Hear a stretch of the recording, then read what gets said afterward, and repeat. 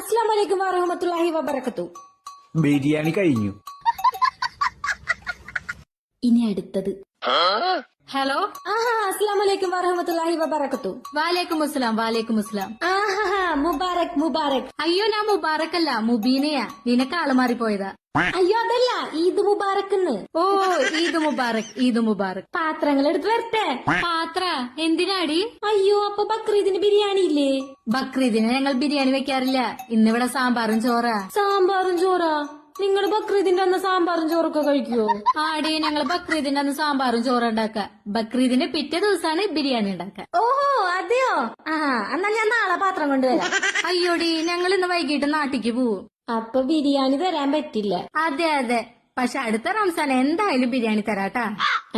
Okay. ഇതന്നെയല്ല അവള് കഴിഞ്ഞ ബക്രീദിനും പറഞ്ഞത്. അവനെ വിളിച്ചോക്കാം. ഹലോ. അസ്സലാമലൈക്കും വറഹ്മത്തുള്ളാഹി വബറകത്തു. എന്താടി ഹിന്ദിയിലൊക്കെ സംസാരിക്കുന്നത്?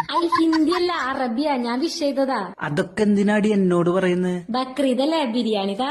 അതൊക്കെ വല്ല മുസ്ലിം ഫ്രണ്ട്സിനോട് ചോദിക്കടി, എന്നോട് എന്തിനാ ചോദിക്കുന്നത്? ഞാൻ ഹിന്ദു അല്ലേ? അപ്പൊ നീ മുസ്ലിം അല്ലേ? നീ താടിയൊക്കെ വെച്ചിട്ടുണ്ടല്ലോ. ഇതൊക്കെ നിനക്ക് താടിയായി തോന്നിയാ?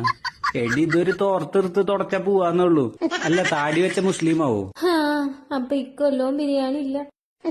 എന്തായാലും പാത്രം എടുത്താലോ, ഒന്ന് കറങ്ങിയച്ചും വരാം. എങ്ങാനും ബിരിയാണി കിട്ടിയാലോ.